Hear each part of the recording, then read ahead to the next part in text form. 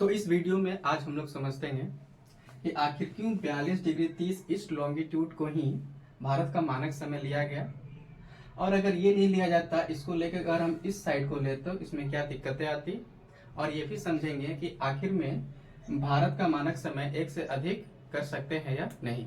ठीक है, तो इसको समझने से पहले हम एक चीज समझते हैं कि जो भारत का जो लेटिट्यूडनल विस्तार यानी अक्षांशीय विस्तार जो है वो 8 डिग्री 4 नॉर्थ से लेकर 37 डिग्री 6 नॉर्थ तक है, और जो लॉन्गिट्यूडनल है वो 68 डिग्री 7 ईस्ट से लेकर 97 डिग्री 25 ईस्ट तक है। ठीक है, तो यहाँ पे हम एक चीज देखते हैं कि ये डिग्री है, इन दोनों डिग्री के बीच जो दो लॉन्गिट्यूडनल डिग्री है उन दोनों डिग्री के बीच 30 डिग्री का अंतर आता है।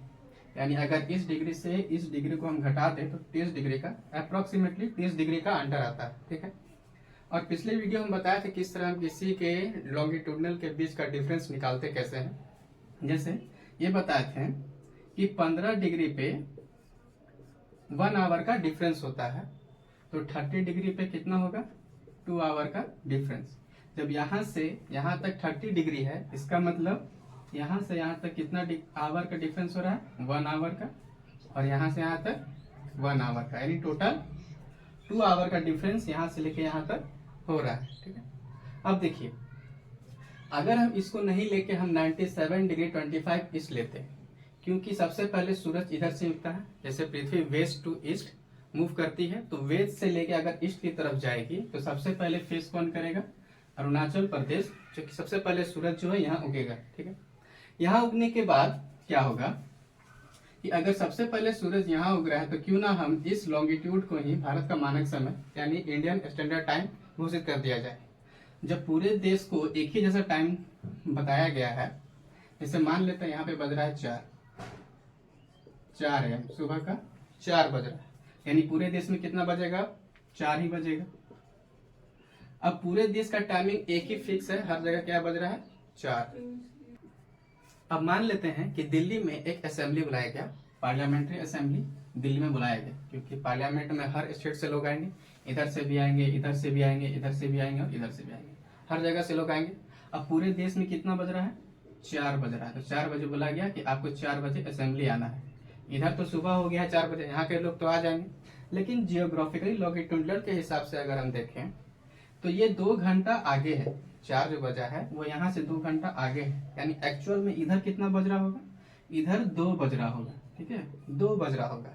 इसका मतलब ये क्या, ये लोग तो सुबह आ जाएंगे, लेकिन ये लोग क्या रात में ही उठ के असेंबली पहुंच जाएंगे, तो ये सब दिक्कतें यहाँ पे आएगी। ठीक है, तो इस दिक्कत को सुधारने के लिए क्या किया गया, ना इधर के लोगों को दिक्कत हो ना इधर के लोगों को दिक्कत हो, इसके लिए 20 से ही एक लाइन खींच दिया गया। अब 20 से कितने 20 से खींचे, तो क्या एक एवरेज लॉन्गिट्यूडनल लाइन खींचा गया। उसमें क्या किया गया, 68 डिग्री 7 और 97 डिग्री 25 ईस्ट को जोड़कर 2 से डिवाइड जब कर दिया गया तो अप्रोक्सीमेट कितना आया 82 डिग्री 30 ईस्ट। यहीं से एक लाइन जो है स्ट्रेट खींचा गया, और इसी को मान लिया गया क्या इंडियन स्टैंडर्ड टाइम, और यहीं से सारे देश का मतलब कि पूरे भारत देश का जो है टाइम फिक्स कर दिया गया।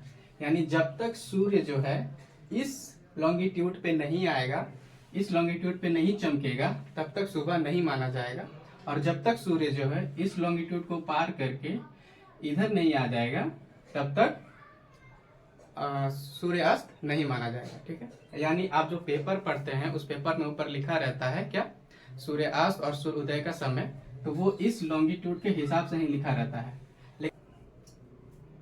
तो इंडियन स्टैंडर्ड टाइम 82 डिग्री 30 लेने का इसके पीछे का ये कारण था। ठीक है, अब बात करते हैं कि अगर इससे अधिक हम टाइम जोन लेते तो क्या होता है। जिस तरह से रसिया और अमेरिका में एक से अधिक टाइम जोन है, जैसे रसिया में कितना है 11 टाइम जोन, अमेरिका में 7 टाइम जोन, उसी तरह अगर हम इंडिया में ही 2 टाइम जोन और फिक्स कर दे तो क्या होगा।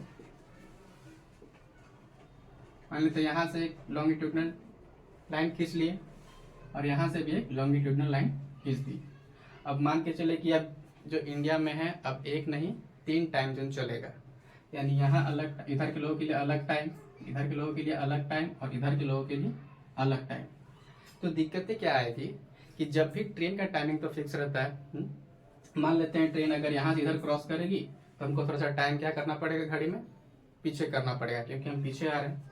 फिर यहाँ पे ट्रेन पहुंची, फिर से क्रॉस की, फिर थोड़ा टाइम क्या करना पड़ेगा, पीछे करना पड़ेगा, क्योंकि हर जगह क्या हो रहा है, 3 टाइम जोन है और हर टाइम जोन को क्रॉस करने से हमको टाइम में अपना घड़ी में टाइम को मिलाना पड़ेगा। ठीक, इसके लिए भारत के लोगों को काफी दिक्कत होगा, क्योंकि भारत के जो लोग हैं यहाँ की साक्षरता दर जो है उतनी काफी नहीं है कि इस बात को लोग समझ पाए, क्योंकि उन्हें ये नहीं पता चलेगा कि कब किस लॉन्गिट्यूड को पार करने में घड़ी का टाइमिंग को चेंज करना है। ठीक है, इसलिए ये अलग से लॉन्गिट्यूड ना लेकर सिर्फ एक ही लॉन्गिट्यूड जो है उसको इंडियन स्टैंडर्ड टाइम लिया गया। हो सकता है भविष्य में इस पे बात किया जाए, लेकिन अभी ये बिल्कुल संभव नहीं है।